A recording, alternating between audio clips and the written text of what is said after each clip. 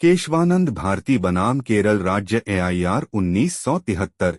बेरोबारी के मामले में सुप्रीम कोर्ट ने माना कि प्रस्तावना संविधान का हिस्सा नहीं थी, लेकिन केशवानंद भारती के मामले में सर्वोच्च न्यायालय ने उपरोक्त दृष्टिकोण को खारिज कर दिया और कहा कि प्रस्तावना संविधान का हिस्सा है। मामले की पृष्ठभूमि आरंभिक विवाद है। केरल सरकार ने 1969 के भूमि सुधार संशोधन अधिनियम के तहत एडनीर मठ की भूमि का अधिग्रहण किया। केशवानंद भारती, मठ के प्रमुख, ने केरल उच्च न्यायालय में याचिका दायर की, जिसमें अनुच्छेद 14, 19, 1F, 25, 26 और 31 का उल्लंघन बताया। संविधान का अनुच्छेद 14, 19, 1F, 25, 26 और 31 अनुच्छेद 14 विधि के समक्ष समता राज्य, भारत के राज्य क्षेत्र में किसी व्यक्ति को विधि के समक्ष समता से या विधियों के समान संरक्षण से वंचित नहीं करेगा। अनुच्छेद 19, 1F नागरिकों को संपत्ति अर्जित करने और रखने का अधिकार देता था। अनुच्छेद 31 के तहत नागरिकों को अपनी संपत्ति प्राप्त करने, रखने और उससे वंचित न किए जाने का मौलिक अधिकार प्राप्त था।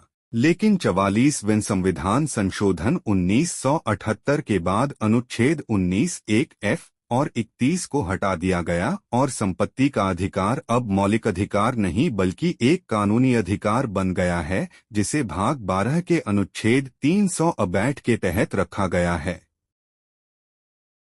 अनुच्छेद 25 सभी व्यक्तियों को अंतःकरण की स्वतंत्रता और धर्म को स्वतंत्र रूप से मानने, आचरण करने और प्रचार करने का अधिकार देता है। अनुच्छेद 26 जो प्रत्येक धार्मिक संप्रदाय या उसके किसी भी भाग को सार्वजनिक व्यवस्था, नैतिकता और स्वास्थ्य के अधीन रहते हुए निम्नलिखित अधिकार देता है।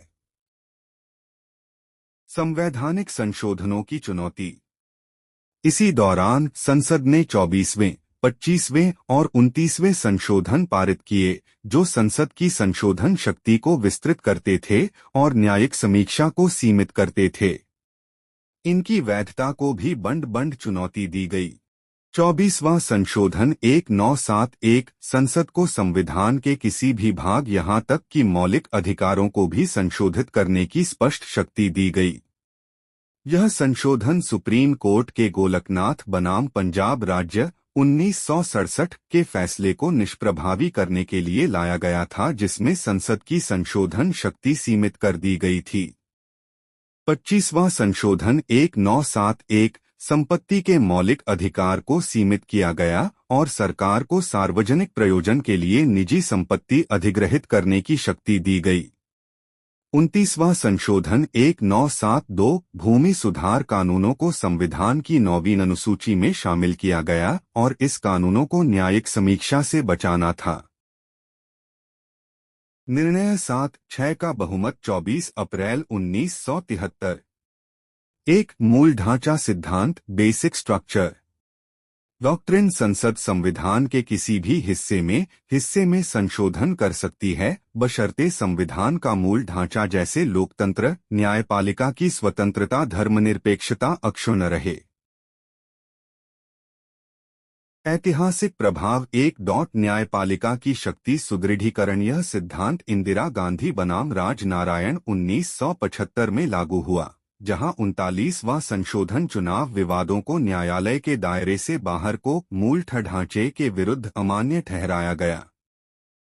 मिनर्वा मिल्स 1980 में कहा गया कि मौलिक अधिकार और नीति निदेशक तत्वों के बीच संतुलन मूल ढांचे का हिस्सा है और केशवानंद भारती का योगदान 2020 में उनका निधन हुआ, लेकिन उनकी याचिका ने भारतीय लोकतंत्र को एक अमर सिद्धांत दिया। आज सिद्धांत 100+ संशोधनों के बावजूद संविधान की मूल भावना को जीवित रखे हुए हैं।